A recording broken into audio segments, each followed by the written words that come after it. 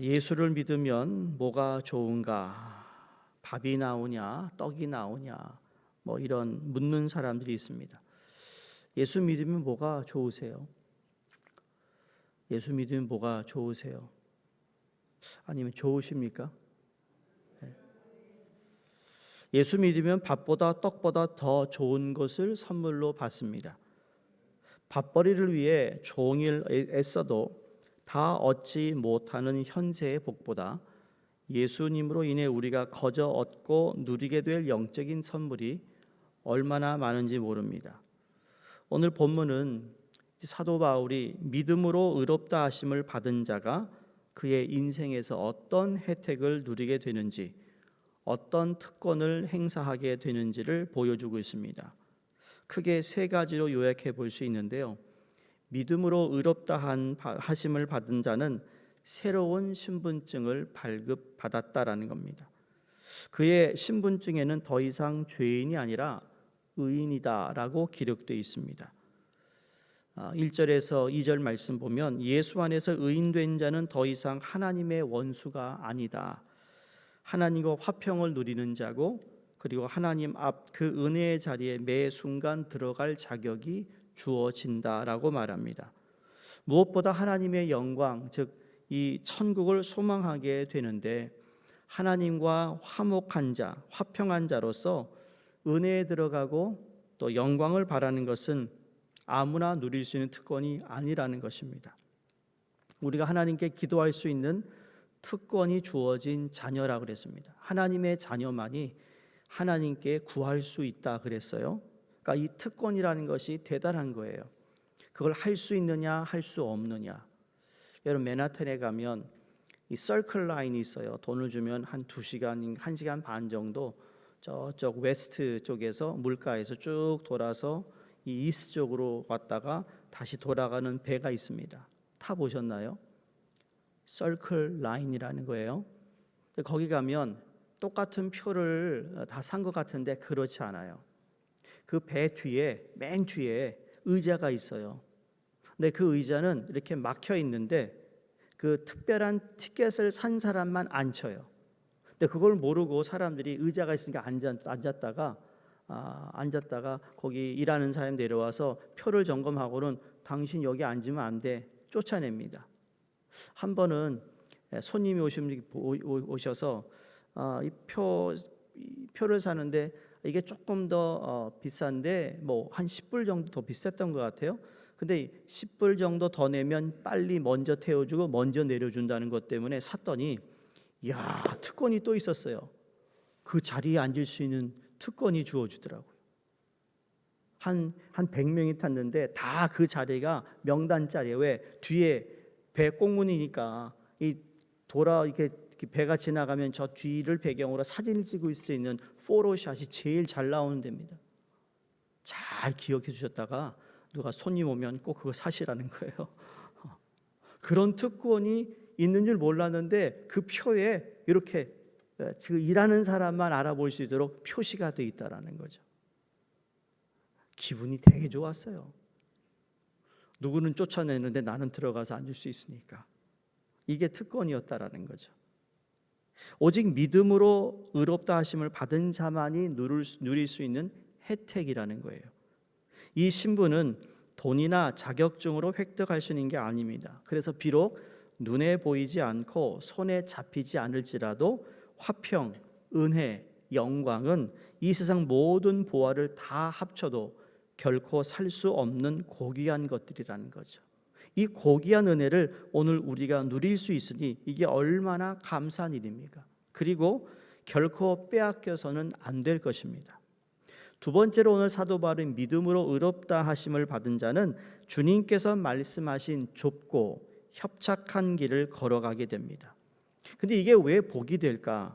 오늘 3절에 4절 보시면 다만 이뿐 아니라 환난 중에도 즐거워하나니 이는 환난은 인내를, 인내는 연단을, 연단은 소망을 이루는 줄 알미라. 본문은 환난을 즐거워한다고 하지 않습니다. 환난 중에도 즐거워한다 했어요. 예수 믿으면 그날부터 모든 환난과 고난과 고통과 괴로움이 사라지는 것이 아닙니다. 여기서 말하는 환난은 우리 내면에 평강이 없다는 뜻이 아니라 밖에 주어지는 것을 말합니다. 즉 새로운 신분증을 발급받은 자, 그가 이제 당하는 환난, 예수를 믿기 때문에 외부에서 받는 이 환난이 있다라는 것을 말하고 있습니다.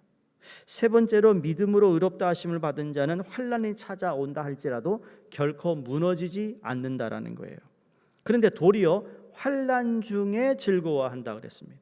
왜냐하면 환난 중에 인내하게 되고 인내하면 연단을 받고 연단을 통하여 성숙되면 결국 천국을 향한 소망이 더욱 또렷해지기 때문입니다.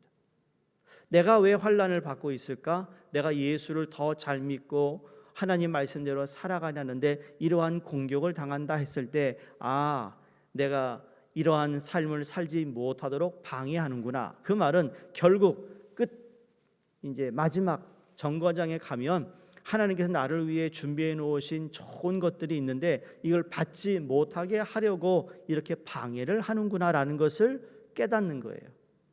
그래서 이 처음에 시작되는 말씀을 보면 여기에 뭐라고 있죠? 환난이라는 것은 마지막 소망을 이룰 줄 안다는 겁니다. 그러니까 환난이 온다는 것이 그저 나쁜 것이 아니라 이걸 통하여 내가 더 또렷한 소망을 가지고 살게 되니 이게 얼마나 감사한 일이냐는 거예요.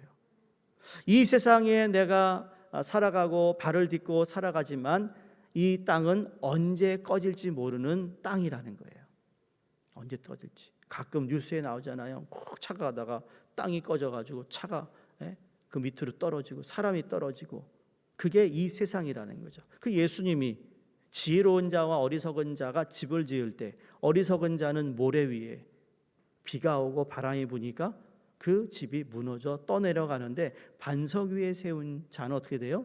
그 집이 비가 오고 바람 불어도 무너지지 않는다. 이게 바로 우리가 가지고 있는 믿음 때문이라는 거죠. 그때 보게 될 소망은 현재 지나는 고난과는 비교할 수 없는 것이라는 겁니다. 그 하나님이 주실 것을 기대하고 소망을 갖고 사는 사람에게는 지금 내게 현재 일어난 일들이 아프고 힘들어도 견딜만 하다라는 거죠. 환난이 우리 삶으로 침범해 들어온 것을 막을 수는 없습니다. 그러나 환난의 고통이 우리를 지배하지 않고 도리어 환난 속에서 소망의 꽃을 피워낼 수 있는 거예요. 그래서 우리가 연약할 때 하나님께서 나와 함께함을 더 경험할 수 있는 기회가 된다는 거예요. 우리의 마음 심적으로도 그렇지만 우리의 육신의 질병과 아픔을 어떻게 하면 하나님을 향하여 아름다운 소망의 꽃을 피워드릴까? 그래서 우리 교단의 로고가 그거예요. 가시밭의 백합화예요. 가시밭의 백합화. 가시밭 얼마나 아파요? 손대면 아픈 거예요. 찔리는데 이스라엘의 가시가 그냥 장미 가시가처럼 그 짧은 게 아니에요. 이 손가락만 해요. 가시가. 그걸로 예수님이 가시면류관을 쓰신 거거든요. 그러니까 가시면류관을 이만한 가시가 들어있으니 말이에요. 누르면 어떻게 되죠? 그냥 찌르는 거예요. 그런데 그 가시밭에서 백합화가 피는 거예요. 백합은 무슨 상징이죠? 언제 제일 많이 보죠? 부활주일 때. 이 부활의 상징이잖아요. 백합화. 그러한 꽃을 피워낼 수 있다. 그러니 고난이 유익이라고 할 수 있는 것이라는 거죠. 그러나 아무리 믿음이 훌륭한 사람이라 할지라도 환난은 우리를 의심하게 하고 지치게 만드는 건 사실입니다. 작은 환난이야 버틸 수 있지만 큰 환난 앞에 장사가 없습니다. 더 이상 인내하기 힘들고 더 이상 회의를 이겨낼 힘이 없게 되면 많은 의문이 드는데 그러나 예수 안의 의인은 결코 넘어지지 않습니다. 5절 보세요. 소망이 우리를 부끄럽게 하지 아니함은 뭐냐면 처음에 인내는 그래서 마지막에 소망이라는데 이 소망을 부끄럽지 아니함은 우리에게 주신 성령으로 말미암아 하나님의 사랑이 우리 마음에 부은 바 됨이니. 그래요. 우리 안에 내주하시는 성령님은 하나님의 사랑을 우리 마음에 넘치도록 부어주신다는 거죠. 의심이 싹트고 고난이 길어지고 첫사랑의 감동이 식어가는 사람들이 있다면 지금도 기꺼이 넘치도록 부어주시는 하나님의 사랑을 구해보라는 거예요. 성령께서 우리 안에 충만하시도록 요청해 보라는 거예요. 혹시 옛사람의 죄의 습관이 여전히 남아 있다면 정욕과 탐심을 다시 십자가에 못 박으면 되는 거예요. 그러면 다시 하나님의 사랑 안에 잠기는 은총을 우리 모두가 누리게 될 줄로 믿습니다. 믿음으로 의롭다고 하심을 받은 자에게는 밥과 떡보다 더 좋은 특권이 있는데, 그러나 동시에 그 은혜로 사는 자가 방종에 빠지지 않도록 꼭 기억해야 할 몇 가지가 있습니다. 첫 번째, 우리의 새로운 신분뿐만 아니라 옛 신분을 망각해서는 안 된다.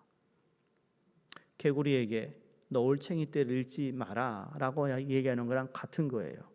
네가 어디서 왔는지 잊지 마라. 사도 바울은 6절에 7절에 10절에 걸쳐서 우리의 과거 신분을 재차 밝히고 있습니다. 보세요. 우리는 과거에 연약한 자, 즉 무능한 자였습니다. 우리는 죄인이었습니다. 존재 자체가 하나님을 거역하는 일로 충만한 이기적인 존재들이었어요. 자기 자신과 돈을 사랑하는 존재들이었어요. 작은 이익을 위해 경쟁은 당연시 여겼고 거짓말과 탐욕을 정당화했습니다. 불평등에 무관심했고 약자의 손해는 그들의 게으름 탓이라고 합리화합니다. 기회를 얻기 위해 강자에게 아부하는 일은 손쉬운 일이었고 비아냥대고 험담하고 당을 짓고 술과 성욕의 쾌락을 빠지고 헛된 자만심으로 인해 기회만 생기면 자랑하는 것을 즐거워했던 세속적인 사람이었다라는 것을 6절에서 7절, 10절까지 우리에게 밝히고 있습니다. 그랬던 우리가 하나님의 사랑과 예수님의 십자가의 대속 때문에 다시 살게 되었다. 바로 그 십자가 위로 하나님의 진노가 쏟아졌고 그분이 죽고 내가 다시 살게 되어서, 그러니 의롭다 하심을 받기 전에 내가 누구였느냐, 내가 어떻게 의롭다 하심을 입게 되었는지를 결코 잊지 말라는 말씀을 합니다. 또 한 가지는 11절입니다. 한번 보세요. 그뿐 아니라 이제 우리로 화목하게 하신 우리 주 예수 그리스도로 말미암아 하나님 안에서 또한 즐거워하느니라. 자, 우리는 슬퍼하는 자가 아니라 궁극적으로 하나님 안에서 뭐 하는 자라고요? 즐거워하는 자들입니다. 그래서 우리는 기쁨을 항상 기뻐하라, 범사에 기도하라, 그렇죠? 쉬지 말고 기도하고 범사에 감사할 수 있는 데살로니가 전서에서 사도 바울이 말씀하신 그 부분 중에 우리가 즐거워할 수 있어야 합니다. 하나님 안에서 즐거워한다. 어떻게 보면 참 바보같이 보일 수 있어요. 주일날 이제 설교 여러분의 말씀을 전하겠지만 참 예수를 잘 믿는다 그러면 세상 사람들이 참 바보스러워요. 그렇죠? 바보스러울 때가 있어요. 피곤한데 바보스럽게 왜 이렇게 새벽에 와서 기도하느냐고요. 바보스럽게 왜? 그런데 우리는 알아요. 그게 바보스러워 보이겠지만 이것이 얼마나 우리에게 큰 축복인지 믿지 않는 자는 모르는 거거든요. 성도님들, 우리 하나님 안에서 즐거워하시기를 바랍니다. 하나님 안에서 우리가 즐거워할 특권이 주어졌다라는 거예요. 그러니 어떤 상황에 부닥치게 될지라도 우리를 의롭다 하시는 하나님과 우리의 죄를 대신 짊어지신 예수님, 그리고 날마다 하나님과 우리의 죄를 위해 하나님의 사랑을 쏟아 부어주시는 성령님으로 인해 나날이 하나님과 화목하고 하나님 안에서 즐거워하는 인생, 오늘도 내게 주어진 크고 작은 일들, 또 내가 신경 써야 할 일들이 있다 할지라도 하나님께 다 가지고 나와 하나님 안에서 즐거워하라는 이 대목을 꼭 기억하시기 바랍니다. 하나님 안에 있어야 즐거움이 우리에게 주어진다는 것. 하나님 밖이 아니라 하나님 안에. 아파도 하나님 안에. 돈을 버는 것도 하나님 안에. 자녀를 키우는 것도 하나님 안에. 내가 일상생활하는 모든 것이 하나님 안에서 한다. 믿음으로 한다. 믿음으로 의롭다 하심을 받은 우리 모두가 이 즐거움을 잃지 않고 더 즐거워하고 더 소망을 가지고 우리가 살아가기를 주의 이름으로 축원드립니다. 하나님, 때로 구원에 대한 확신이 흔들리고 하나님의 사랑이 여전히 변함없는지 의심이 들 때가 있습니다. 의인의 삶보다 또 죄인의 삶에 더 가까워 부끄럽고 또 환난의 강도가 너무 강렬해서 무너질 것 같은 순간이 찾아올 때도 있습니다. 그럴수록 더욱 십자가를 생각하게 하시고 십자가를 붙잡게 하시고 십자가가 우리를 향해 하나님 사랑의 증거로 삼게 해 주시옵소서. 하나님의 사랑을 부어주시는 성령님을 간절히 구하게 하시고 그리하여 우리를 의롭다 하신 하나님의 사랑이 결코 변하는 법이 없음을 깨닫게 하시고 또렷하게 우리가 깨달아 믿어 소망으로 매일매일 살아갈 수 있도록 은혜를 베풀어 주시옵소서. 예수 그리스도 이름으로 감사하며 기도드리옵나이다. 아멘. 우리 사순절 공동 기도문 함께 기도하겠습니다. 거룩하신 하나님 아버지, 오늘도 우리를 십자가 앞으로 부르시는 주님의 은혜를 감사합니다. 사순절의 이 거룩한 여정 가운데 우리 모두가 한 마음으로 주님을 바라보게 하옵소서. 주님, 우리의 마음을 살피시고 정결하게 하옵소서. 분주함 속에 잃어버렸던 기도의 자리로 돌아가게 하시고 익숙함 속에 묻어졌던 감사를 회복하게 하옵소서. 십자가를 묵상하며 나의 죄를 깨닫고 겸손히 회개하는 심령을 허락하여 주옵소서. 예수 그리스도의 고난을 기억합니다. 우리를 살리기 위해 자신을 내어주신 그 크신 사랑을 마음에 새기게 하옵소서. 말이 아니라 삶으로, 결단이 아니라 순종으로 주님의 사랑에 응답하게 하옵소서.